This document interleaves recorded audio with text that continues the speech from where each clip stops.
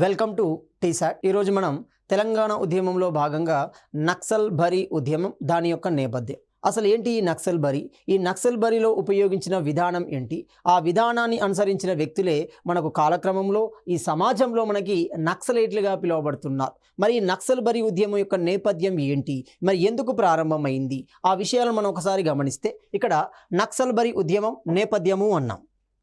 అందులో నక్సల్ బరీ మరి ఎందుకు స్టార్ట్ అయింది, ఎందుకు ప్రారంభమైంది అంటే అందులో ప్రధానంగా మనకు విధానం కనబడుతుంది. ఒకటి, భూమి కోసం, భుక్తి కోసం, విముక్తి కోసము అంటున్నాం. సాధారణంగా ఈ భూమి కోసం పోరాటాలు ఎందుకు జరిగాయి అంటే సాధారణంగా భారతీయ సమాజాన్ని గమనించిన, సాధారణంగా తెలంగాణ సమాజాన్ని గమనించిన అత్యధిక శాతం భూమి అనేది భూస్వాముల చేతిలో ఉండడం జరుగుతుంది. మరి అలాంటి భూస్వాములు తెలంగాణ సమాజంలో, అలాంటి భూస్వాములు పశ్చిమ బెంగాల్ సమాజంలో ఏ పేరుతో పిలువబడ్డారు ఆ విషయాన్ని గమనించాలి. తెలంగాణ సమాజంలో ఆ భూస్వాములు గమనిస్తే జాగీర్ల రూపంలో ఉంటున్నారు. ఒకరు మనకి జాగీర్ల రూపంలో కనబడుతున్నారు. జాగీర్లను కూడా భూస్వాములే అంటున్నారు.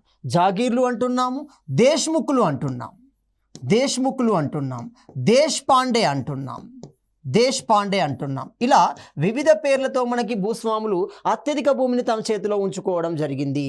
సో అలాంటి భూస్వాముల చేతిలో ఉన్న భూమిని గుంజుకొని భూమి లేని పేదలకు పంచిపెట్టడమే దీని యొక్క ప్రధాన నిధిగా ఉంటుంది, ప్రధాన విధానంగా ఉండడం జరుగుతుంది. దాన్నే మనం క్లియర్గా భూమి కోసం, భుక్తి కోసం, విముక్తి కోసం ప్రధాన లక్ష్యంగా నక్సల్ బరీ అనే గ్రామంలో ప్రజలు నిర్వహించిన ఆర్థిక, సాంఘిక అంటున్నాం. ఆర్థిక పరంగా అంటే భూమి అంటున్నాం, సాంఘిక పరంగా ఏంటి మరి అంటే ఆనాటి ఈ భూస్వాముల వలన సమాజంలో సృష్టించబడిన విధానాలు, సమాజంలో సృష్టించబడిన దురాచారాలు. మరి ఏంటి ఆ దురాచారాలు అంటే ఒకటి, బానిస అవుతుంది చూడండి, 2 వెట్టి అవుతుంది చూడండి, 3 బఘేలా అవుతుంది చూడండి, బఘేలా అంటున్నాం, 4 ఆడపాప అంటున్నాం. సో ఇలాంటి విధానాలు భూస్వామ్య విధానాల ద్వారానే సృష్టించబడ్డాయి. మరి అలాంటి విధానాల నుండి సాధారణ సమాజాన్ని బయటికి తీసుకురావాలి, అదే మనకు సాంఘిక అంటున్నాం. అంటే ఆర్థిక పరంగా, సాంఘిక పరంగా సమానత్వం ప్రాతిపదికన జరిగినదే మనకు నక్సలైట్ ఉద్యమంగా పిలవడం జరుగుతుంది. మరి ఈ నక్సలైట్ అనే గ్రామం ఎక్కడ ఉంది? పశ్చిమ బెంగాల్లోని డార్జిలింగ్ ప్రాంతానికి సంబంధించింది. మీరు ఈ నక్సలైట్ అనే గ్రామంలో ఉన్న ప్రజలే అత్యధికంగా గిరిజన తెగలు అంటున్నాం. అలాంటి గిరిజన తెగలే మనకి సంతాలులుగా ఉంటున్నారు. మరి వీరి యొక్క ప్రాధాన్యత ఏంటి గమనిస్తే రైట్, మొదటిసారి విప్లవ పోరాటాల ద్వారానే ఆర్థిక, సాంఘిక సమానత్వాన్ని సాధించగలము అని మనకి కార్ల్ మార్క్స్ చెప్పడం జరుగుతుంది. Very very important person, the famous economist అవుతున్నాడు కార్ల్ మార్క్స్. ఈ కార్ల్ మార్క్స్ అనగానే మనకు గుర్తొచ్చే గ్రంథం ఏమవుతుంది? దాస్ క్యాపిటల్ అవుతుంది. సో ఈ దాస్ క్యాపిటల్ అనే గ్రంథంలో క్లియర్గా మెన్షన్ చేశాడు, ఎప్పుడు సమానత్వం సాధించబడుతుంది అంటే సమాజంలో ఉన్న ఆర్థిక అసమానతలు, సమాజంలో ఉన్న సాంఘిక అసమానతలు, ఈ రెండింటిని రూపుమాపినప్పుడే, ఈ రెండింటిని లేకుండా చేసినప్పుడే ప్రజల మధ్య సమానత్వం, అది సమాజ సమానత్వానికి దారితీస్తుంది అని చెప్పాడు. సో మనకి క్లియర్గా విప్లవ పోరాటాల ద్వారానే మరి ఆ విషయాన్ని సాధించగలుగుతాం. అంటే ఈ సాంఘిక సమానత్వాన్ని కానీ, ఈ సామాజిక సమానత్వాన్ని కానీ ఏ విధంగా సాధించగలుగుతాము అంటే విప్లవ పోరాటాల ద్వారానే సాధించగలుగుతాము. ఈ విధానం ద్వారా ప్రభావితుడైన మొట్టమొదటి వ్యక్తి లెనిన్ అవుతున్నాడు. Very very important person. Russia విప్లవంలో క్రియాశీలకంగా వ్యవహరించాడు. రష్యా విప్లవ సందర్భంలో ఒక నూతన ప్రజాస్వామ్యాన్ని, నూతన విప్లవాన్ని, నూతన విధానాన్ని సమాజానికి అందించాడు ఆ లెనిన్. ఆ లెనిన్ యొక్క భావజాలమే భారతదేశంలో మనకు ప్రణాళికా సంఘం రూపంలో, ప్రణాళికల రూపంలో మనకు కనబడడం జరుగుతుంది. సో మరి అలాంటి లెనిన్ మొదటిసారిగా ఈ దాస్ క్యాపిటల్ పుస్తకంలో ఉన్న అంశానికి ప్రభావితం కావడం జరిగింది. అలాంటి సందర్భమే మనకి 1917 అంటాం. 1917 అనగానే ప్రపంచ చరిత్రలో రష్యా విప్లవం అనేది కనబడడం జరుగుతుంది. రష్యన్ రెవల్యూషన్ అంటున్నాం. మరి ఈ రష్యన్ రెవల్యూషన్ సందర్భంలో ఈ లెనిన్ ఈ విషయాన్ని ఎక్కువగా సమాజానికి, సమాజంలో ఉన్న ప్రజానికానికి తెలియజెప్పే ప్రయత్నం చేయడం జరిగింది. అంతేకాకుండా మొత్తం ఆ సమాజానికి తెలియజేసే విధంగా ఒక గొప్ప సమావేశాన్ని నిర్వహించాడు అదే సంవత్సరం. ఏ సంవత్సరం? 1917లోనే కమ్యూనిస్ట్ ఇంటర్నేషనల్ అనే సంస్థని. సో ఈ కమ్యూనిస్ట్ ఇంటర్నేషనల్ అనే సంస్థ ద్వారా ఒక సమావేశాన్ని నిర్వహించడం జరిగింది. ఆ సమావేశం యొక్క ఉద్దేశం ఏంటి? విప్లవ పోరాటాల ద్వారానే ఆర్థికపరమైన అసమానతలని, సాంఘికపరమైన అసమానతలను తొలగించుకోగలుగుతాము. ఈ రెండింటిని ఎప్పుడైతే తొలగించుకోగలుగుతామో అప్పుడే మన మధ్య సమానత్వం అనేది ఏర్పడుతుంది, సమసమాజం అనేది ఏర్పడడానికి అవకాశం ఉంటుంది అనేది దీని యొక్క భావజాలం. సో ఈ ఇంటర్నేషనల్కి ప్రభావితమైన మొట్టమొదటి భారతీయుడు ఎవరు? అతడే మానవేంద్ర రాయ్ అంటున్నాం. కొన్ని సందర్భాల్లో మనకు కొన్ని పుస్తకాల్లో గమనిస్తే బే అనే పదం కనబడుతుంది. చూడండి, బెంగాలీ భాషకి తెలంగాణ భాషకి తెలుగు భాషలో మనకు మార్పు కనబడుతుంది. మానవేంద్ర రాయ్ అన్న ఒక్కరే. ఎందుకంటే బెంగాలీకి మనకు బా అనే కాడ తేడా వస్తుంది. కాబట్టి క్లియర్గా ఈ మానవేంద్ర రాయ్ మొదటి భారతీయుడు దీనికి ప్రభావితం కావడం జరిగింది. సో ఈ భావజాలం భారతీయ సమాజానికి కూడా అవసరమే. ఎందుకంటే భారతీయ సమాజంలో భూస్వాములు ఉన్నారు. దాని ద్వారా ఉత్పత్తి చేయబడిన, వారి ద్వారా సృష్టించబడిన భూస్వామ్య అసమానతలు అనేవి ఉన్నాయి. భారతీయ సమాజంలో కూడా అత్యధిక శాతం భూమి భూస్వాముల చేతిలోనే ఉంది. అది దేశ సమాజంలో గమనించిన, తెలంగాణ సమాజంలో గమనించిన మనకు క్లారిటీ కనబడుతుంది. కాబట్టి ఈ మానవేంద్ర రాయ్ మొదటిసారిగా ఈ సంస్థలో చేరుకోవడం జరిగింది. ఆ విషయాల పట్ల కూలంకషమైన అవగాహన నేర్చుకోవడం జరిగింది. సో నేర్చుకోవడంతో పాటుగా అలాంటి సంస్థని ఒకటి ఏర్పాటు చేయాలని నిర్ణయించుకున్నాడు. 1917 గమనించండి, అప్పటికే భారతదేశం పూర్తిగా బ్రిటిష్ వారి చేతుల్లో ఉంది, బ్రిటిష్ వారి కనుసన్నల్లో ఉంటుంది, పరిపాలించబడుతుంది. కాబట్టి బ్రిటిష్ వారు మొట్టమొదటి నుండి ఈ భావజాలానికి వ్యతిరేకం. ఎందుకంటే ఈ కమ్యూనిస్ట్ భావజాలం వల్ల ప్రజల్లో వ్యతిరేకత వస్తుంది, ప్రజల్లో విప్లవం వస్తుంది, ప్రజల్లో ఎదిరించే తత్వం అనేది వస్తుంది. అది ఎప్పటికైనా ప్రమాదమే అని అది భారతదేశంలో ఉండకుండా, భారతదేశంలో ఏర్పడకుండా జాగ్రత్తలు తీసుకుంటూనే ఉన్నారు. కాబట్టి ఇలాంటి సందర్భంలో అతడు ఏం చేయాలి? భారతదేశంలో సంస్థను ఏర్పాటు చేయడానికి అవకాశం లేదు. కాబట్టి అతడు ఎక్కడ ఏర్పాటు చేస్తున్నాడు? గమనిస్తే మనకి తాష్కండ్ కేంద్రంగా ఏర్పాటు చేయడం జరుగుతుంది. సో తాష్కండ్ కేంద్రంగా ఏర్పాటు చెందే సిపిఐ అంటున్నాం. కమ్యూనిస్ట్ పార్టీ ఆఫ్ ఇండియా మొదటిసారిగా మనకు తాష్కండ్ కేంద్రంగా ఏర్పాటు చేయబడుతుంది. మరి ఎప్పుడు ఏర్పాటు చేయబడింది అంటే 1920 అక్టోబర్ 17వ తేదీన ఏర్పాటు చేయబడింది. మరి ఈ సంస్థ ఏర్పాటు చేయడంలో మానవేంద్ర రాయ్కి సహకరించిన వ్యక్తులు ఎవరు?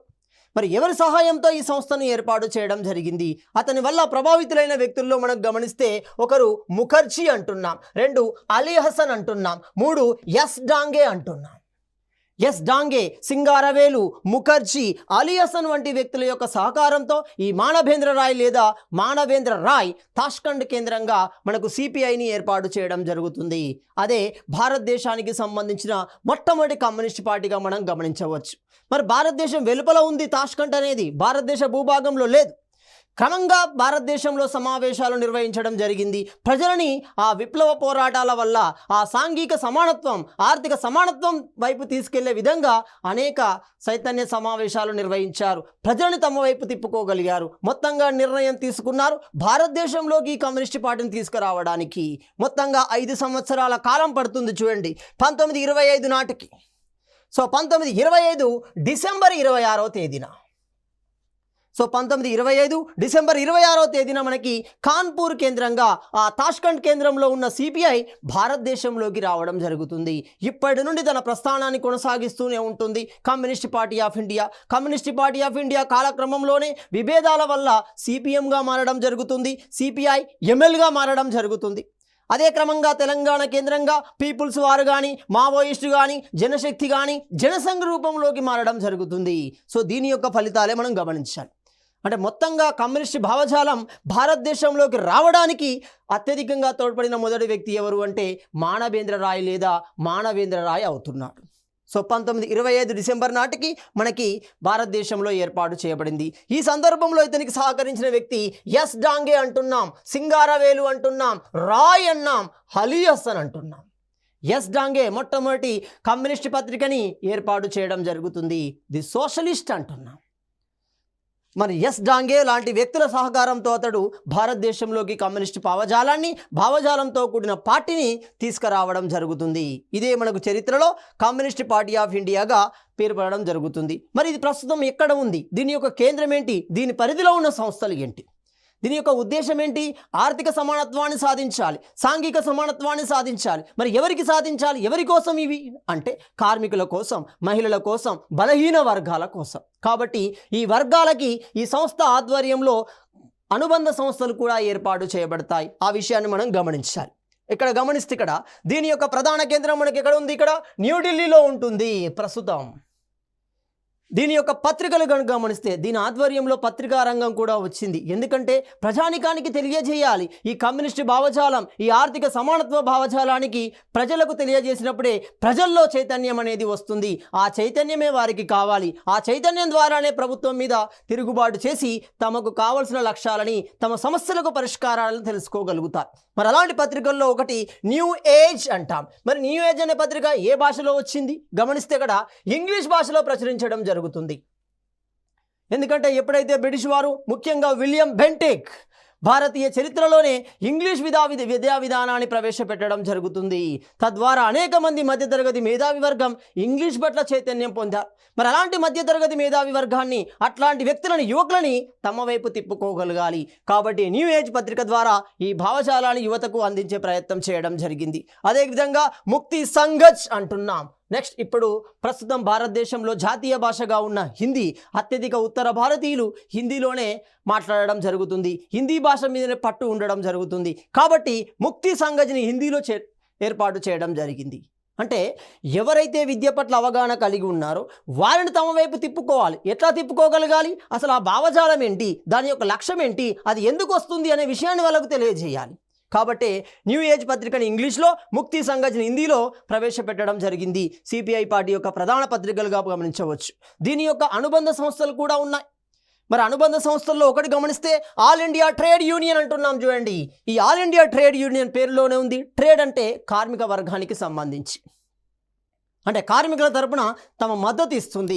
కార్మికులు తమ జీతాల కోసం, తమ వేతనాల కోసం, పరిశ్రమల్లో తమకేదైనా ప్రమాదం జరిగితే దానికి పరిహారం పొందే విధంగా, పరిశ్రమల్లో వారికి వాటా వచ్చే విధంగా, పరిశ్రమలో తమ జీవితాలు పెంచుకునే విధంగా, తమకొక ఆరోగ్యకరమైన వాతావరణం పరిశ్రమలో ఏర్పాటు చేసుకునే విధంగా కార్మికుల తరపున పోరాడింది. ఏంటది? ఆల్ ఇండియా ట్రేడ్ యూనియన్ అంటున్నాం. All India trade union Congress అనేది కార్మికుల తరపున పోరాడే సంస్థ. మరొక అనుబంధ సంస్థను కనుక గమనిస్తే కిసాన్ సభ అంటున్నాం. Very important. బీహార్ కేంద్రంగా జరిగింది. సహజానంద ఆధ్వర్యంలోనే అది అఖిల భారత కిసాన్ సభగా మార్పు చెందడం జరుగుతుంది. భారతీయ రైతాంగాన్ని పెను మార్పులకు గురి చేసింది ఈ ఆల్ ఇండియా కిసాన్ సభ అవుతుంది.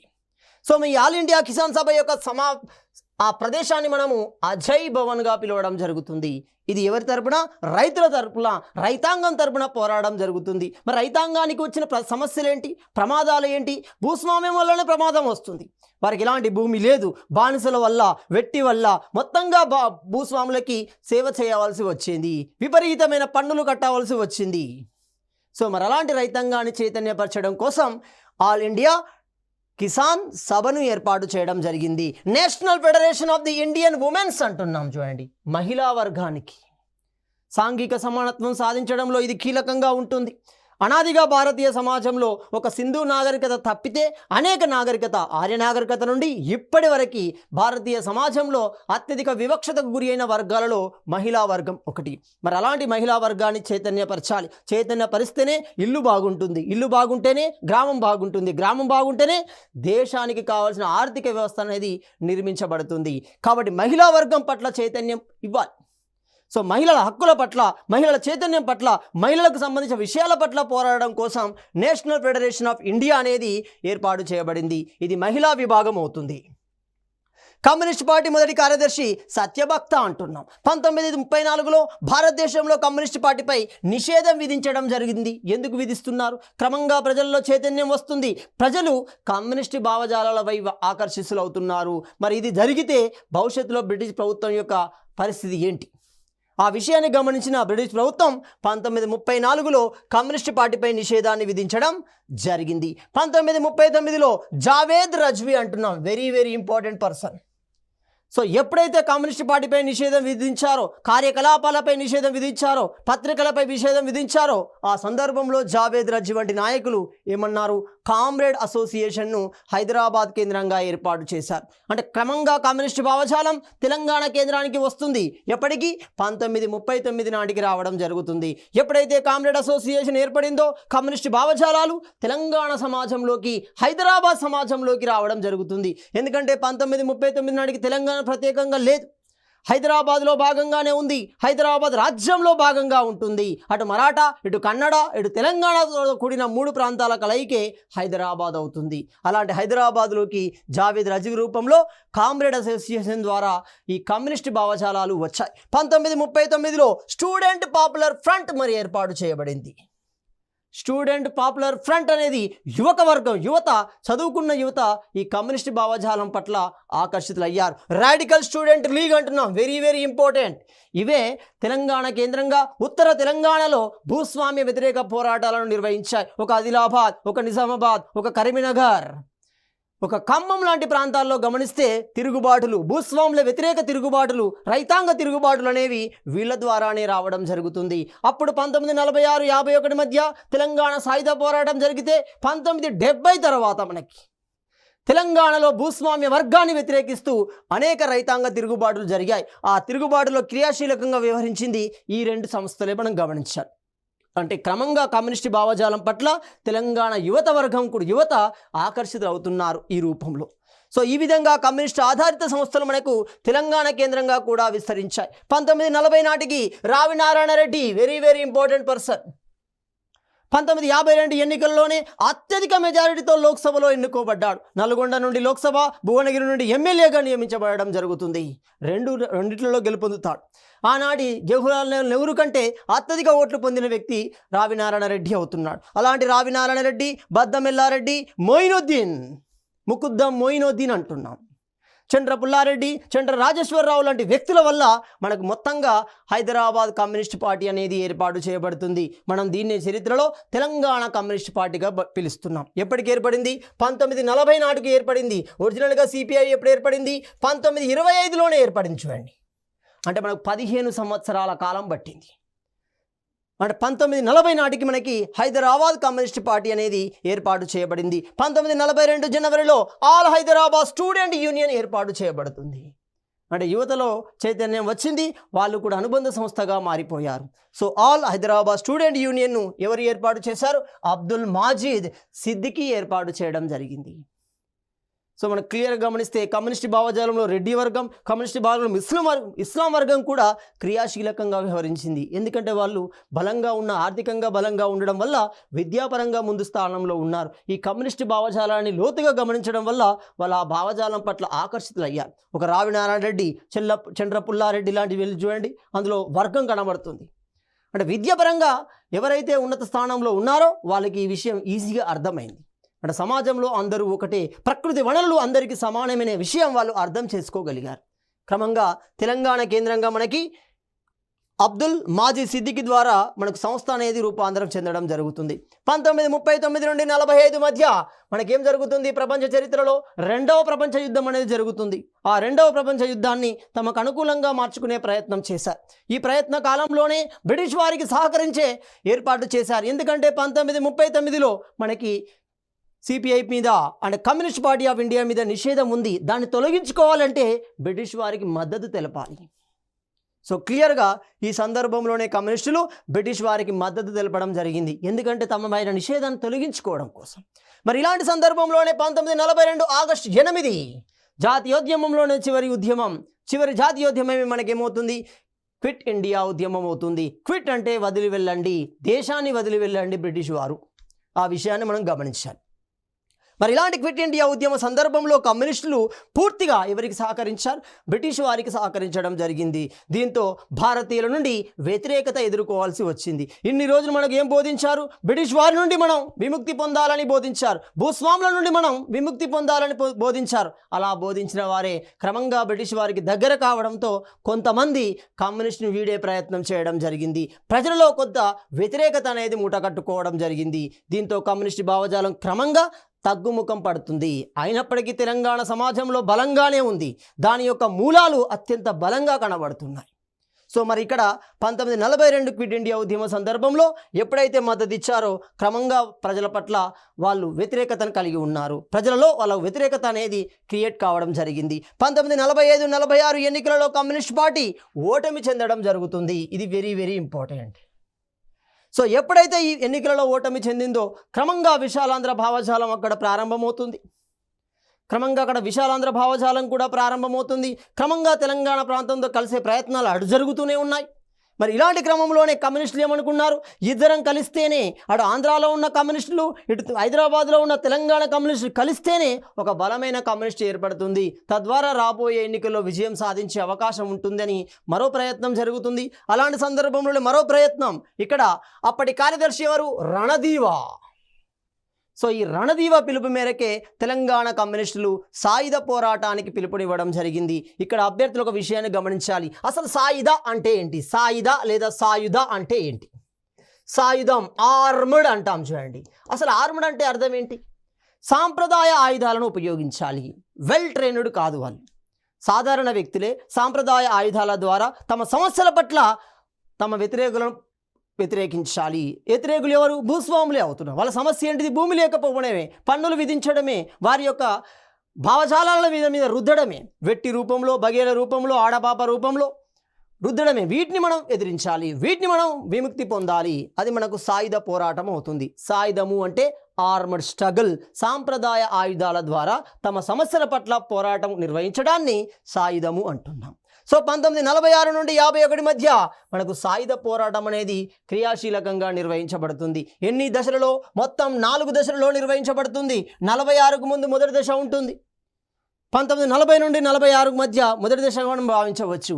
46 నుండి 51 మధ్య మొత్తంగా సాయుధ పోరాటం మనకు 4 దశలలో నిర్విమానంగా కొనసాగడం జరుగుతుంది. క్రమంగా ఒక జాతీయ స్థాయి రూపాన్ని, ఒక జాతీయ స్థాయిలో ఒక అత్యున్నత రూపాన్ని సంతరించుకోవడం జరుగుతుంది. మొదటి దశలో 1, 2వ దశలో స్థానిక సమస్యలను ప్రస్తావించినప్పటికీ, 3వ దశలో నిజాంకు వ్యతిరేక పోరాటాన్ని, 4వ దశలో కాంగ్రెస్ ప్రభుత్వానికి వ్యతిరేక పోరాటాన్ని నిర్వహించడం జరిగింది. అలాంటి సాయుధ పోరాటం కమ్యూనిస్టుల ఆధ్వర్యంలోనే నిర్వహించబడుతుంది. 1951 అక్టోబర్ 21న, ఇది వెరీ వెరీ ఇంపార్టెంట్, తెలంగాణ సాయుధ పోరాటం అనేది విరమించబడుతుంది. మరి ఎవరి కోరిక మేరకి, ఎవరి యొక్క తీర్పు మేరకి అది నిలిపివేయబడింది గమనిస్తే, ఆ సందర్భంలో రష్యన్ లీడర్ బరోడిన్, అంటే ఇప్పుడు కమ్యూనిస్ట్ భావజాల కేంద్రంగా రష్యాతో భారతదేశానికి సంబంధాలు కొనసాగుతున్నాయి, అవి ఇప్పటికీ కొనసాగుతూనే ఉన్నాయి. అందుకే రష్యాతో బలమైన సంబంధాన్ని కలిగిన దేశం భారతదేశం. ఎందుకంటే కమ్యూనిస్ట్ రూపంలో, ఒక లెనిన్ రూపంలో ఉద్భవించిన విషయాలు 1917 నుండి తెలంగాణ సమాజంలోకి, భారతీయ సమాజంలోకి ప్రభావంలో వస్తూనే ఉన్నాయి. ఇప్పటికే ఒక బలమైన సంబంధాన్ని క్రియేట్ చేశాయి. కాబట్టి దాన్ని మనం తెంచడం అంత ఈజీ కాదు. సో క్లియర్గా గమనిస్తే రష్యన్ లీడర్ బరోడిన్తో చర్చలు జరిపారు. మనం ముందుకు పోవాల్సిన అవసరం ఉందా అంటే పోవాల్సిన అవసరం లేదు, మరింత ముందుకు వెళ్తే మన మీద ఒత్తిడి పెరిగే అవకాశం ఉంటుంది. కాబట్టి మీరు ఉద్యమాన్ని ఆపివేయండి, సాయుధ పోరాటాన్ని ఆపివేయండి అంటున్నారు. సో 1951 అక్టోబర్ 21న తెలంగాణ సాయుధ పోరాటం అనేది నిలిపివేయడం జరిగింది. ఇది ఎగ్జామ్ పాయింట్ ఆఫ్ వ్యూలో చాలా చాలా ఇంపార్టెంట్. నెక్స్ట్, మరి ఇదే సందర్భంలో ఏం జరుగుతుంది, చైనాలోని మావో జెడాంగ్ ఈ కమ్యూనిస్ట్ భావజాలంలో మరో ఒక సిద్ధాంతాన్ని వెలుగులోకి తీసుకొస్తాడు. మావో జెడాంగ్ కమ్యూనిస్ట్ ప్రభుత్వం ఏర్పడడంతో చైనాకు ఉన్న కమ్యూనిస్ట్ భావజాలానికి, భారతీయ కమ్యూనిస్ట్ భావజాలానికి, అంటే రష్యన్ భావజాలానికి చాలా తేడా ఉంటుంది. అన్ని 2 కమ్యూనిస్ట్ భావజాలాలే అయినప్పటికీ దానిలో ఉన్న ఉపయోగించే విధానంలో మార్పు వస్తుంది. ఇంకా సింపుల్గా గమనిస్తే సిపిఐ, సిపిఎం అంటాం చూడండి. సిపిఐ అంటే communist party of India, CPM అంటే కమ్యూనిస్ట్ పార్టీ ఆఫ్ మార్క్సిస్ట్ అంటాం. అంటే ఐ అనేది లెనిన్ను అనుసరిస్తుంది, ఎం అనేది మావో జెడాంగ్ను అనుసరిస్తుంది, మార్క్సిస్ట్ అంటున్నాం. సిపిఐ ఎంఎల్ ఏం చేస్తుంది, ఇద్దరి మధ్య మార్గాన్ని అనుసరిస్తుంది. మనం గమనించాలి, చైనాలో మావో జెడాంగ్ యొక్క విధానాన్ని అనుసరిస్తూ మనం కమ్యూనిస్ట్ భావజాలంలో మరో రూపాలు అనేవి వస్తాయి. తద్వారా ఏమవుతుంది, భారతీయ కమ్యూనిస్ట్ భావజాలంలో విభేదాలు అనేవి, తేడాలు అనేవి, విభేదనలు అనేవి వస్తాయి. తద్వారా 2 ప్రత్యేకమైన పార్టీలుగా అవతరించడం జరిగింది. ఏంటి ఆ పార్టీలు? ఒకటి ఎస్ డాంగే, రావి నారాయణ రెడ్డి కార్యదర్శులుగా మనకు సిపిఐ ఏర్పాటు చేయబడుతుంది. 2 కార్యదర్శులుగా ఉన్నారు, రావి నారాయణ రెడ్డి తెలంగాణ ప్రాంతం నుండి, ఎస్ డాంగే. సో పుచ్చలపల్లి సుందరయ్య కార్యదర్శిగా మనకేమవుతుంది, సిపిఎం ఏర్పడుతుంది. సో ఇలా ఎప్పుడైతే ఆ మావో జెడాంగ్ ప్రభుత్వాన్ని ఏర్పాటు చేయడంతో కొంతమంది ఈ విధానం అనుసరిస్తే భారతదేశంలో అనుకూలించవచ్చు అనుకుంటారు, కొంతమంది సిపిఐని అనుకూలించమంటారు. కాబట్టి 2 విడిపోయాయి, సిపిఐ, సిపిఎంగా మార్పు చెందడం జరిగింది. దీనికి ప్రధాన కారణం చైనా కేంద్రంగా వచ్చిన ప్రభుత్వ ఏర్పాటు, మావో జెడాంగ్ ప్రభుత్వం అవుతుంది. నెక్స్ట్ సిపిఐని గమనిస్తే సిపిఐ ఏర్పాటు ఏ విధంగా ఉంది, దాని యొక్క విషయాలను కనుక గమనిస్తే 1964 నవంబర్ 7వ తేదీన అంటున్నాం. అది మరి సిపిఐ ఎప్పుడు 1925 డిసెంబర్ 26 అంటున్నాం. ఇక్కడ సిపిఎం అంటాం. ఎం అంటే ఇక్కడ మార్కిస్ట్ అంటున్నాం. చూడండి, ఎం అంటున్నాం క్లియర్గా. ఎం అంటే మార్కిస్ట్ అంటున్నాం. సో మరి దీని ఏర్పాటులో క్రియాశీలకంగా వివరించిన వ్యక్తి ఎవరు? జ్యోతి బసు ప్రసాద్. బెంగాల్ ప్రాంతానికి సంబంధించి అత్యధిక కాలం ముఖ్యమంత్రిగా కొనసాగిన వ్యక్తుల్లో మొదటి వ్యక్తిగా మనం జ్యోతి బసు ప్రసాద్ను గమనించవచ్చు. పుచ్చలపల్లి సుందరయ్య మనకి ఆంధ్ర కేంద్రంగా కనబడతాడు. నంబూది ప్రసాద్ తెలంగాణ భారతదేశ చరిత్రలో మొట్టమొదటి కాంగ్రెస్ ఇతర ప్రభుత్వాన్ని రాష్ట్ర స్థాయిలో ఏర్పాటు చేశాడు. కేరళ కేంద్రంగా నంబూది ప్రసాద్. నంబూదీస్ బ్రాహ్మణ్స్ ఉన్నారు చూడండి. సో ఈ నంబూది ప్రసాద్ కీలక పాత్ర పోషించడం జరిగింది. ఈ ముగ్గురు కీలక పాత్ర పోషించడంతో సిపిఎం అనేది 1964 నవంబర్ 7 నాటికి ఏర్పాటు చేయబడింది. మరి దీని ఆధ్వర్యంలో ఉన్న పత్రికలు పీపుల్ డెమోక్రసీ, దేశాభిమాని, గణశక్తి అంటున్నాం. సో ఇలాంటి పత్రికలు మనకి సిపిఎం ఆధ్వర్యంలో సృష్టించబడుతున్నాయి. తద్వారా ఆ సిపిఎం భావజాలాన్ని, అంటే చైనా భావజాలాన్ని, చైనా మార్కిస్టు భావజాలాన్ని ప్రజానికానికి తెలియజేసే ప్రయత్నం చేయడం జరిగింది. 1967 ఎన్నికలు అంటున్నాం. మరి ఈ 1967 ఎన్నికలే ఈ నక్సల్ ఉద్యమానికి కారణమవుతున్నాయి. ఈ ఎన్నికలు మనకు నక్సల్బరీ అనేది ఒక గ్రామం అవుతుంది. చూడండి, నక్సల్బరీ అనే గ్రామం ఎక్కడ ఉంది గమనిస్తే పశ్చిమ బెంగాల్ డార్జిలింగ్ జిల్లా సిలిగురి సబ్ డివిజన్. అందులోని హిమాలయ పర్వత ప్రాంతం దగ్గర ఉన్న ప్రాంతమే మనకు నక్సల్బరీ అంటున్నాం. మరి అలాంటి నక్సల్బరీలో ఉన్న ప్రధాన వ్యక్తులు ఎవరు అంటే క్లియర్గా గమనిస్తే ఇక్కడ భూస్వాములను మనం జోతేదార్స్ అంటున్నాం. మరి తెలంగాణలో భూస్వాములను జాగీర్స్, జమీందార్స్ అంటున్నాం. అలాగే పశ్చిమ బెంగాల్లో మనం భూస్వాములను ఏమంటున్నాం? జోతేదార్స్ అంటున్నాం. ఈ జోతేదార్స్ అనుసరించే విధానాన్ని అదియార్ అంటున్నాం. అదియార్ అనేది ఒక పద్ధతి, ఒక భూస్వామ్య విధానం అవుతుంది. సో ఆ విధానాన్ని అనుసరించేది జోతేదార్స్. ఆ జోతేదార్ విధానాన్ని వ్యతిరేకిస్తూ అక్కడి సంతాల్ ప్రజలు అంటున్నాం. సంతాల్స్ ఒక రకంగా గిరిజన తెగలు. మొత్తంగా భారతదేశంలో 705 గిరిజన తెగల్లో సంతాళ్ళు ఒకరవుతున్నారు. 1967 మార్చి 3వ తేదీన సంతాల్ గిరిజనులు స్థానిక భూస్వాముల ఆగడాలను వ్యతిరేకిస్తూ పోరాటాన్ని ప్రారంభించడం జరిగింది. ఆ పోరాటం జరిగిన ప్రాంతమే నక్సల్బరీ అవుతుంది. సో 1967 పశ్చిమ బెంగాల్ కేంద్రంగా ఎన్నికలు నిర్వహించబడుతున్నాయి. ఈ పోరాటం అక్కడ కొనసాగుతుంది. అలాంటి సందర్భంలోనే ఎన్నికలు నిర్వహించబడుతున్నాయి. ఈ పోరాటాన్ని తమకు అనుకూలంగా మార్చుకునే ప్రయత్నంలో ఉన్నారు సిపిఎం. మరి ఎందుకు ఈ ప్రజలు పోరాటాన్ని చేస్తున్నారు అంటే భూమి కోసమే కదా. కాబట్టి మనం తమ మేనిఫెస్టోలో ఈ విషయాన్ని తెలియజేశారు. ఏమని? మేము ఒకవేళ ప్రభుత్వాన్ని ఏర్పాటు చేస్తే మా మేనిఫెస్టో కేంద్రంగా మీకు ప్రకటిస్తున్నాము. ఎక్కడ? పశ్చిమ బెంగాల్ కేంద్రంగా ఉన్న 6 లక్షలకు పైగా ఎకరాల భూమిని మీకు పంచి పెడతాము. కావాల్సింది కూడా వాళ్ళకి అదే. కాబట్టి దాన్ని రాజకీయంగా ఉపయోగించుకునే ప్రయత్నం చేశారు సిపిఎం.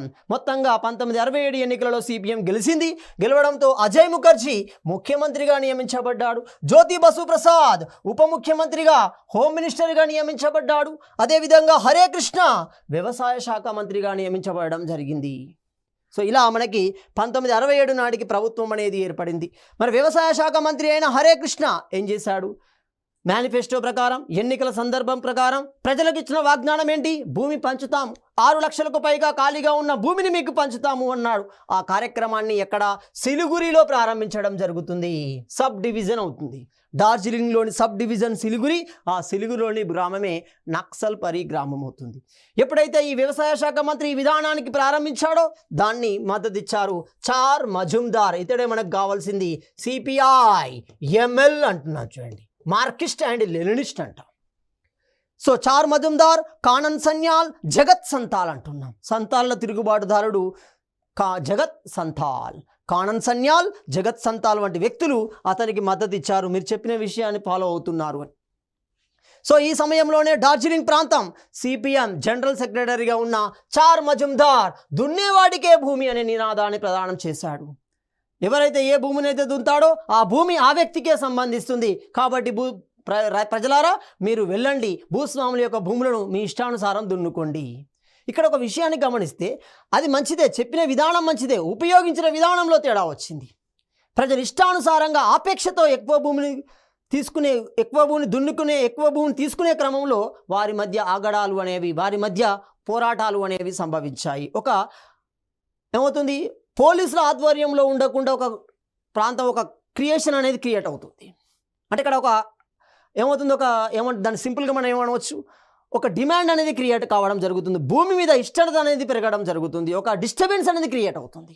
ఆ డిస్టర్బెన్స్ క్రియేట్ కావడంతో 1967 మే 25న భూ ఆక్రమణలకు పాల్పడుతున్న గిరిజనులు రైతాంగాన్ని పోలీసులు అడ్డుకోవడం జరిగింది.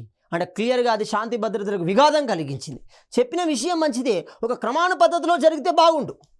లేని వ్యక్తి 1 ఎకరమో 2 ఎకరాల కడ ఆగితే బాగుండు. కానీ ఆపేక్షణ కలిగిన వ్యక్తి ఏంది 10 ఎకరాలు 20 ఎకరాలు 100 ఎకరాలు ఆక్రమించుకునే క్రమంలో ఉన్నాడు. కాబట్టి ఇతర వర్గాలకు దొరకకుండా వారి మధ్య వారికే కోట్లాటలు అనేవి, వారి మధ్య వారికి ఒక డిస్టర్బెన్స్ అనేది క్రియేట్ కావడం జరిగింది. సో శాంతి భద్రతల దృష్ట్యా వాళ్ళను ఆపే ప్రయత్నం చేశారు. ఆ ప్రయత్నంలో భాగంగానే 7 మహిళలు 2 పిల్లలు మరణించడం జరిగింది. సో ఈ సంఘటన దేశం మొత్తాన్ని కలిసివేస్తుంది. ఎప్పుడైతే ఈ నక్సల్బరీలో ఈ సంఘటన జరిగిందో ఈ విషయం దేశం మొత్తం వ్యాపించింది. క్రమంగా నక్సల్బరీ ఉద్యమం అనేది దేశంలోని వివిధ ప్రాంతాలకు వెళ్తుంది. ఎక్కడికి వెళ్తుంది? నక్సల్బరీ అనే ప్రాంతానికి వెళ్ళింది, కరీబరీ అనే ప్రాంతానికి వెలిసింది. పాన్సీ దేవతో పాటుగా ఆంధ్రప్రదేశ్లోని శ్రీకాకుళం, బీహార్లోని ముషాహరి అంటున్నాం, ఉత్తరప్రదేశ్లోని లఖింపూర్ అంటున్నాం, బెంగాల్లోని బీర్బం అంటున్నాం, కేరళలోని వైనాడ్ అంటున్నాం, పంజాబ్లోని ఫిరోజ్పూర్ అంటున్నాం. ఇలాంటి అనేక ప్రాంతాలకి ఈ విధానం అనేది క్రమంగా ఒక దావానంలో ఒక అగ్నిలా మొత్తం దేశవ్యాప్తం కావడం జరిగింది. అంటే నక్సల్బరీ ఉద్యమం ప్రారంభమై ఆ ఉద్యమ భావజాలం అనేది దేశవ్యాప్తం అవుతుంది. ఈ భావజాలాన్ని ఎవరైతే అనుసరిస్తారో వాళ్ళనే నక్సలైట్స్ అంటాం. సింపుల్. అంటే నక్సలైట్ దొంగలు లంగలు ఏం కాదు, వాళ్ళు క్లియర్గా నక్సల్బరీ అనే గ్రామంలో ప్రజలు తమ సమస్యల కోసం పోరాడడానికి ఉపయోగించిన విధానాన్ని అనుసరిస్తే వాళ్ళను నక్సలైట్స్ అంటాం. క్లియర్గా అంటే నక్సల్బరీ గ్రామ విధానాన్ని అనుసరించే వ్యక్తులని మనం చరిత్రలో నక్సలైట్స్ అంటాం. రాజకీయంగా వాళ్ళని లెఫ్ట్ వింగ్గా పరిగణించడం జరుగుతుంది, ప్రజాపక్షంగా పరిగణిస్తాం. అంతే సింపుల్గా గమనిస్తే 1967-68 మధ్య పశ్చిమ బెంగాల్ స్థానిక ఎన్నికల నేపథ్యంలో నక్సలైట్ల మధ్య భేదాభిప్రాయాలు వచ్చాయి. సో ఒకరేమంటారు సిపిఐ విధానాన్ని అనుసరించమంటారు, ఒకరేమంటారు సిపిఎం విధానాన్ని అనుసరించమంటారు. లోతుగా గమనిస్తే రెండు ఒకటే, బహిర్గతంగా గమనిస్తే తేడా అనేది వస్తుంది. దీంతో 2 ప్రాంతాలుగా 2 భాగాలుగా విడిపోతుంది. ఏంటి ఒక భాగం? ఏఐసిసిఆర్ అంటాం, దీన్నే సిసిగా మారుస్తాడు చూడండి. మనకి ఏఐసిసిఆర్ అంటే ఏంటిది? All India coordinating committee of communist revolution అంటున్నాం. నెక్స్ట్ యూసీఆర్ఐఎంఎల్ అంటున్నాం. ఏంటి? Unity centre of communist revolutionary of India అంటున్నాం. ఇలా భేదాల వలన పశ్చిమ బెంగాల్ కేంద్రంగా కమ్యూనిస్టులు 2 భాగాలుగా విడిపోతున్నారు. ఏఐసిసిఆర్ యొక్క మొదటి సమావేశం ఎక్కడ జరిగింది? 1967 నవంబర్ కోల్కతా కేంద్రంగా జరిగింది. దీనికి అధ్యక్షుడే కానన్ సన్యాల్ అంటున్నాం. రెండో సమావేశం 1968 మేలో జరిగింది. ఎక్కడ జరిగింది? కోల్కతా కేంద్రంగానే జరిగింది. మరి ఈ సమావేశంలోనే చారు మజుందార్ ఆర్మ్డ్ స్ట్రగుల్ అనే భావనకి, ఆర్మ్డ్ స్ట్రగుల్ అంటే సాయుధ పోరాటం అవుతుంది. ఈ సాయుధ పోరాటం అనే భావజాలానికి మరోసారి పిలుపునివ్వడం జరుగుతుంది. ఆ పోరాటం, ఆ భావజాలమే ప్రజలను ఉత్తేజపరుస్తుంది. భూస్వామ్య వ్యతిరేక పోరాటాలకి, భూస్వామ్య వ్యతిరేక రైతాంగ ఉద్యమాలకి అది కారణమవుతుంది. అది ఇప్పటికీ కొనసాగుతూనే ఉంది. సో అలాంటి ఆర్మ్డ్ స్ట్రగుల్ అనగా సాయుధ పోరాటం అంటున్నాం. అంటే క్లియర్గా సాంప్రదాయ ఆయుధాల ద్వారా సామాజిక ఆర్థిక సమానత్వం కోసం ఉపయోగించడం. మరి ఈ విధానాన్ని ఎవరు అనుసరించారు, ఎవరు వ్యతిరేకించారు? ఈ తెలంగాణ ఆంధ్ర కేంద్రంగా గమనిస్తే తరిమెల్ల నాగిరెడ్డి, దేవులపల్లి వెంకటేశ్వరరావులు వ్యతిరేకించగా మనకు పంచాడి కృష్ణమూర్తి, రావి నారాయణరెడ్డి, నరసింహారెడ్డి, చండ్ర రాజేశ్వరరావులు దీనికి మద్దతు ఇచ్చారు. తెలంగాణ కేంద్రంగా ఆ సాయుధ పోరాటం ఉత్తర తెలంగాణలో, తెలంగాణ వివిధ ప్రాంతాలలో అది విస్తరించడం జరుగుతుంది. ఒక సాయుధ పోరాటమే భూస్వామ్య వ్యతిరేక పోరాటాలుగా మార్పు చెందడం జరిగింది. మే 14, 1968న ఏఐసిసిఆర్ నుండి ఏఐసిసిసి, ఇంకొక సి ఎక్స్ట్రా వచ్చింది చూడండి. ఏంటిది అది? సి అంటే all India coordination committee of communist revolutionary అంటున్నాం. దీన్ని ఏర్పాటు చేయడంలో క్రియాశీలకంగా వివరించింది చార్ మజుందార్. ఇదే క్రమంగా మనకి సిపిఐ ఎంఎల్ పార్టీ ఏర్పడడానికి కారణమవుతుంది. ఎప్పటికి ఏర్పడింది? 1969 ఏప్రిల్ 22 నాటికి సిపిఐ ఎంఎల్ అనేది ఏర్పాటు చేయబడింది. ఆ ఏర్పాటులో క్రియాశీలకంగా వివరించింది చార్ మజుందార్. కానన్ సన్యాల్ క్రియాశీలక పాత్ర పోషించారు. కానీ అతడు ఎప్పుడైతే బలహీనపడ్డాడో, మరణించాడో 1972 నాటికి ఈ పార్టీ అనేది రాజకీయం నుండి బయటికి వచ్చింది, పూర్తిగా రద్దు చేయబడడం జరిగింది. ఇలా సాయుధ పోరాటం అనేది నక్సల్బరీ కేంద్రంగా, నక్సల్బరీ అనే ప్రాంతంలో ప్రారంభం కావడం, తద్వారా భారతదేశంలోని అనేక ప్రాంతాలకు విస్తరించింది. నేడు కొనసాగుతున్న అనేక భూస్వామ్య వ్యతిరేక పోరాటాలకి, అంటే భూస్వాములకు వ్యతిరేకంగా జరిగిన రైతాంగ పోరాటాలకి అది క్రియాశీలకంగా నిలవడం జరిగింది. అది ఇప్పటికీ అనుసరించబడుతూనే ఉంది. తదుపరి విషయాన్ని మనము తదుపరి వీడియోలో చర్చించుకుందాం.